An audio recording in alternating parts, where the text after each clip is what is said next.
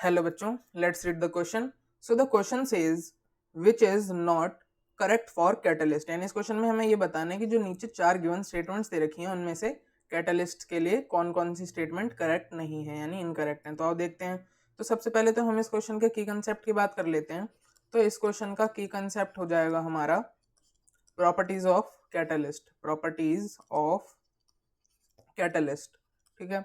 तो जो कैटलिस्ट होते हैं हमारे, वो सिंपली क्या प्रॉपर्टी शो करते हैं हम यहाँ पे डिस्कस कर लेते हैं. तो पहली प्रॉपर्टी तो कैटलिस्ट ये शो करते हैं हमारी कि वो हमारे एक्टिवेशन एनर्जी को रिड्यूस कर देते हैं, या फिर हम यहाँ पे लिखें कि they reduces activation energy of reaction.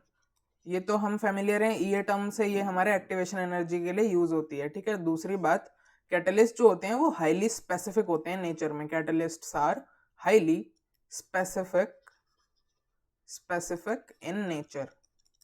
यानी इसका मतलब ये है कि अगर एक रिएक्शन में हम कोई कैटलिस्ट यूज कर रहे हैं तो उसका मतलब ये नहीं है कि हम वही सेम कैटलिस्ट को किसी दूसरे रिएक्शन में यूज करेंगे तो वो उसकी भी एक्टिवेशन एनर्जी डिक्रीज कर देगा. यानी हमारा जो कैटलिस्ट्स होते हैं वो स्पेसिफिक होते हैं नेचर में, यानी किसी एक रिएक्शन के लिए एक तरह का कैटलिस्ट होता है. ठीक है. अब हम अगला इसकी प्रॉपर्टी देख लेते हैं. तो इसकी अगली प्रॉपर्टी होती है हमारी कि ये हमारे जो रेट होता है ना, जो हमारा रिएक्शन रेट होता है, it do not changes the rate of reaction. ये हमारे रेट ऑफ रिएक्शन को चेंज नहीं करता है.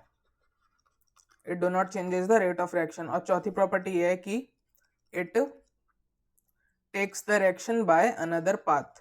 ये दूसरे पाथ से रिएक्शन को कंप्लीट कराता है. इट कंप्लीट्स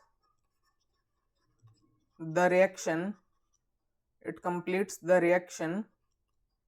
यहाँ पर अगले लाइन में लिखते हैं इसे कि it completes the reaction via another path. ये दूसरे पाथ से हमारे रिएक्शन को कंप्लीट करता है. ठीक है. अनदर पाथ जिसके बीच में एक हमारा कैटलिस्ट का कॉम्प्लेक्स बनता है, जहां पर कैटलिस्ट हमारा सरफेस पर एड्सॉर्ब हो रखा होता है रिएक्टेंट्स के. ठीक है. तो ऑप्शंस पढ़ते हैं. तो ऑप्शन पहला कह रहा है कि it enhances the rate of reaction in both direction. तो ये बात तो हमारी स्टेटमेंट बिल्कुल सही है, क्योंकि जो हमारा ये कैटलिस्ट होता है, जैसे हमारा कोई ए टू बी, हमने यहाँ पर एक रिवर्सिबल रिएक्शन ले लिया, तो ये इसके इक्विलिब्रियम को अफेक्ट नहीं करता है, क्योंकि ये हमारा रेट फॉरवर्ड डायरेक्शन में भी उसी रेट से बढ़ाता है और बैकवर्ड डायरेक्शन में भी उसी रेट से बढ़ाता है. तो ये एक तरह से नलिफाई हो जाते हैं दूसरे से. तो यानी ऑप्शन ए हमारा करेक्ट है. तो ऑप्शन बी कह रहा है it changes the enthalpy of reaction. ठीक है. और ऑप्शन सी कह रहा है कि it reduces activation energy of reaction. ये तो हमने पढ़ा अभी की बात तो बिल्कुल सही है. तो ये स्टेटमेंट भी हमारी सही है. और ऑप्शन डी कह रहा है कि it is specific in nature. ये भी हमने पढ़ा कि ये बात भी हमारी बिल्कुल सही है. तो जो ऑप्शन बी है ये कह रहा है कि it changes the enthalpy of reaction. तो ये बात हमारी बिल्कुल गलत हो जाती है कि जो हमारा कैटलिस्ट होता है वो एंथैल्पी पे एक रिएक्शन की कोई फर्क नहीं डालता है. तो इस क्वेश्चन का करेक्ट आंसर क्या हो जाएगा? इस क्वेश्चन का करेक्ट आंसर हो जाएगा option B. So option B will be the correct answer to this problem. I hope you understood it well.